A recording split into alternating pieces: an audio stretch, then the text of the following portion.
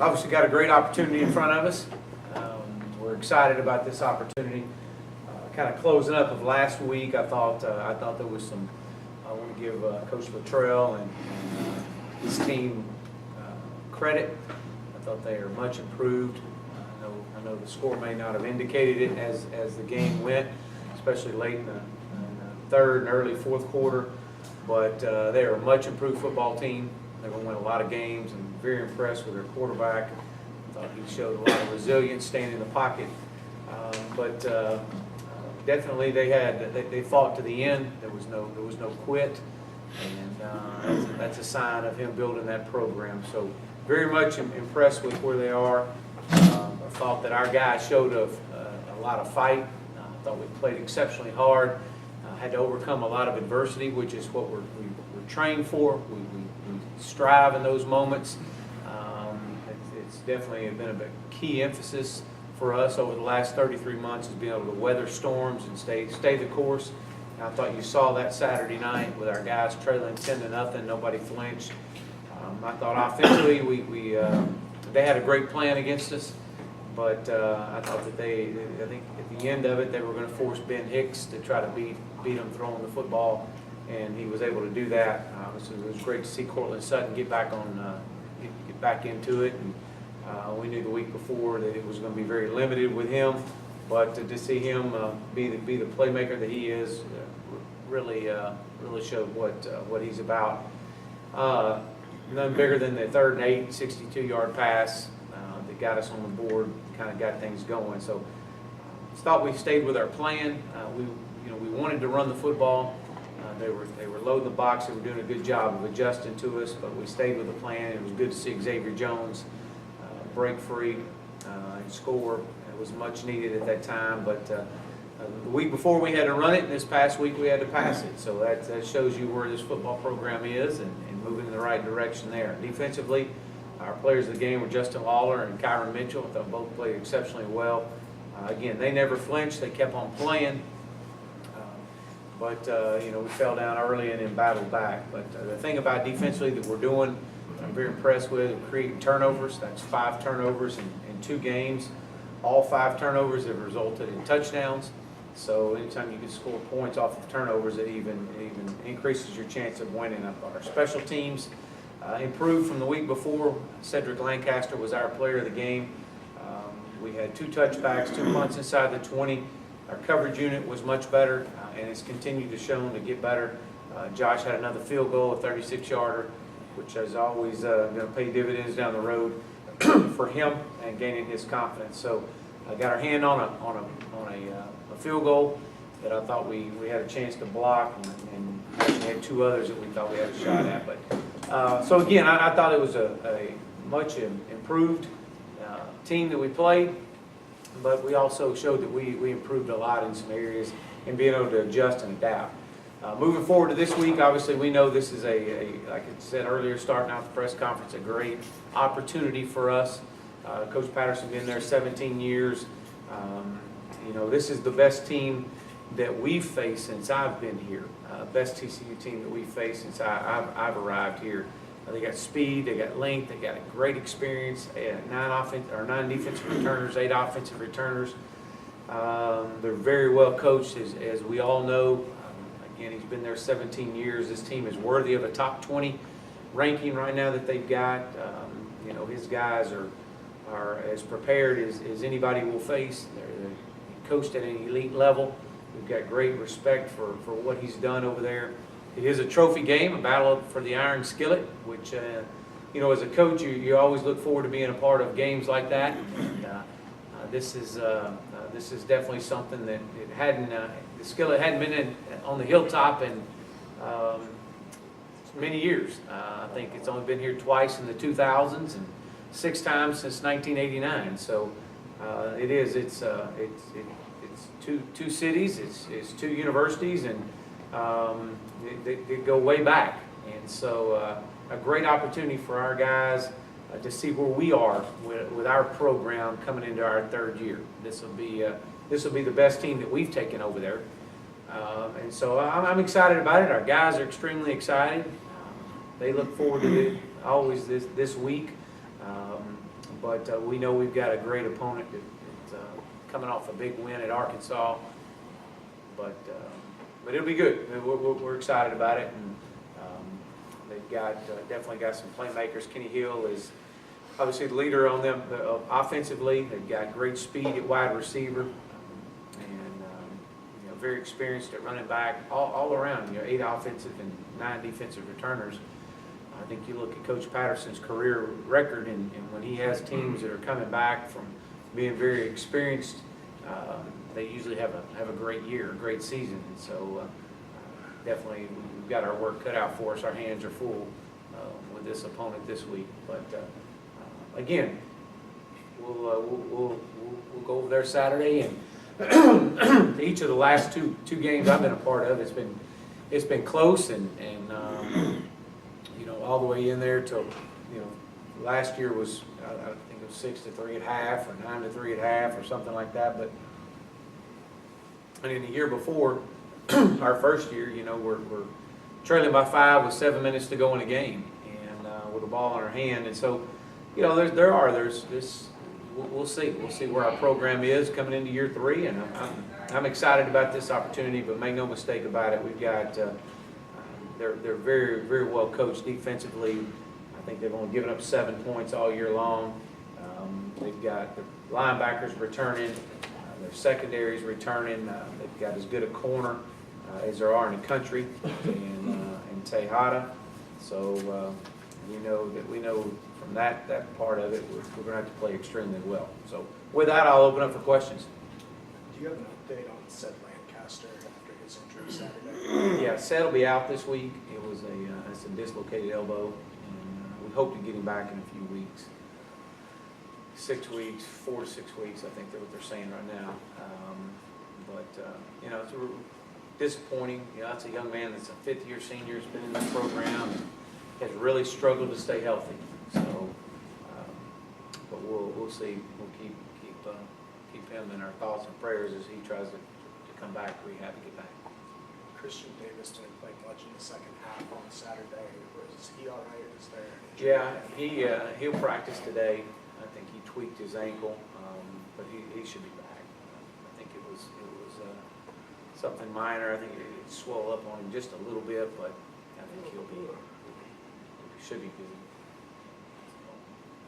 What do you think about the way Ben Hicks battled through his issues last week?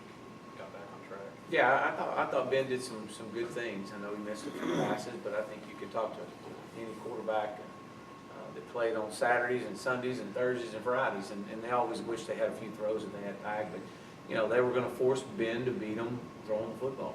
That was really kind of what it came down to. And it surprised me that they put Cortland in some one-on-one situations, but that's what they do. So you have to play the chess match, and you got to take advantage of those times. And I thought Ben did that. We had the interception. Cortland should have stayed outside. He came inside, and the ball sailed over the top of him. And the corner made a good play on it. But when the game was on the line and we had to have some plays to be made, I thought that Ben did some things.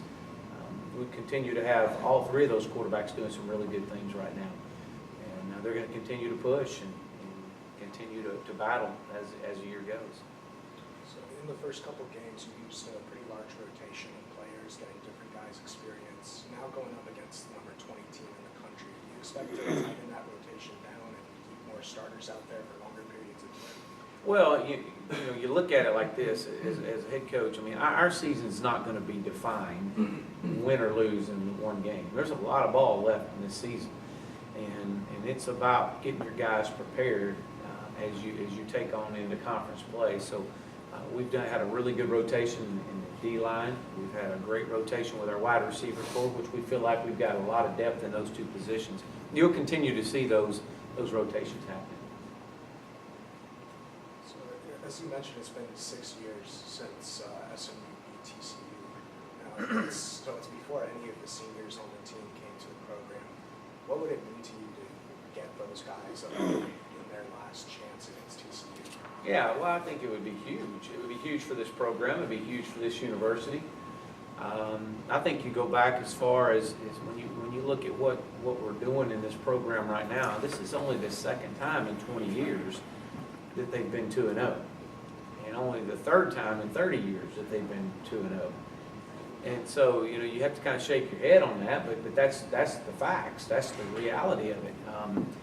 And we had a practice Sunday night, and I had our guys, I said, anyone born 1984 or before, you have to go stand on this certain sideline over here. And if you were born after 1984, you stand on that sideline. And I said, that's the last time SMU's been 3-0. It's 1984. And so we're going to have a 1984 soundtrack going all week this week, and we're going to be dressed like 1984. And I mean, that's it. That's what it is. And and as I've shared with these guys, I mean, this is the best team we've had to this point. We're not going to be. It's not going to be defined, like I said earlier, in one game. What would it mean to go over there and beat an opponent that's been been at the top of college football since 2005 in wins now? I think they're in the top 5, and to go over there and to get a win would be huge for our program. There's no question about that. It'd be huge for our seniors and our program. But again, as a coach, you don't go and you don't look at just straight outcomes. If I just focus on just the outcome, then we're losing all sense of reality. We got to focus on just being the best we can be today. And if you want a certain outcome, you got to have a certain response. And our responses today, tomorrow, and Thursday, and Friday, and how it leads up to game time will dictate a certain outcome. And so that's what we're about. It's just trying to get this program better one day at a time. And I've had that approach since I walked in the door here. I don't. If I've learned anything as a head coach, you don't look ahead. You don't look till tomorrow. You look right to today and right here in this press conference and on the field at 2 o'clock and in our meetings, and that's what you focus on. And so we've got to continue to get better and be able to see that there is a grander picture in this as we build this program. But again, we've got a ball game to play Saturday, and all I can ask of our football team is to play to our standard, and our standard's best. What do you think about the offensive line play on Saturday, and is there anything you need to improve going into the TCU game this week? This past Saturday, I thought we played okay. I thought they did some things moving their fronts that they hadn't showed. They gave us a little bit of problems. I didn't think that we quite played as consistent on the right side of our line as we did on the left side. We knew that. Again, your experience has been on the left side. And so that's an area we got to continue to find that rotation that's the right fit on that right side with Will Hopkins and Bryce Wilds and Jacob DeDore, and just being able to make that move right there. Hayden Howerton is a possibility there at a right guard. We love where Jacob is, but he's just a young man that's learning as he goes, trying to get the experience. He was redshirted, and so we'll see. Again, this group will continue to get better. I've been impressed. They've had a great camp. They've had great practices, but again, they've got to be able to see the things coming at them on game speed. But we could play better. I know Coach Fry felt that. We were not very good on first down last week, and that hurt us. We were really good on third down. And so we've got to be more consistent on first down. You mentioned TCU's only allowed 7 points so far this season. When looking at the film of their defense, what challenges does it present? Well, there's a whole lot of them. I can name them all off if you want to. Too deep also. Again, they know what they do. They Coach Patterson is one of the great minds, defensive minds in all of college football. I mean, heck, when we were at Lake Travis, I mean, we thrived to be in a 4-2-5 because that's what they did. I think people all over the country study Coach Patterson's defense and his style and how hard his guys play. They believe in what they do. They're not going to change for us by no means. They've been running it for many years. They're very good at it. So there's a lot of challenges. They do a great job running to the ball. They play with relentless effort.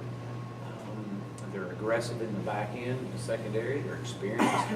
And so again, you're going to have to be able to be content with getting small chunks on these guys. So they're not going to give up anything deep over the top to you. Anybody else? Against SFA, you had the plan of having DJ come in for the third series at quarterback. Did you have a similar plan against UNT, or was it the plan all along to have Ben play the first half? Well, we did. We actually had a plan to get DJ in there on the third series, but we also felt like it was very important for us to see if we could get Ben into a groove, into a routine. And so we altered that. I told Coach Craddock at that point, hey, let's just, we both agreed, let's just stay with Ben. And we wanted to get DJ in there. We needed to get DJ in there. But just the way the flow of the game goes, you have to go with your gut reaction, and that's what you do. So you'll see DJ this week. He's going to play, and it'll be kind of on schedule like what we normally do.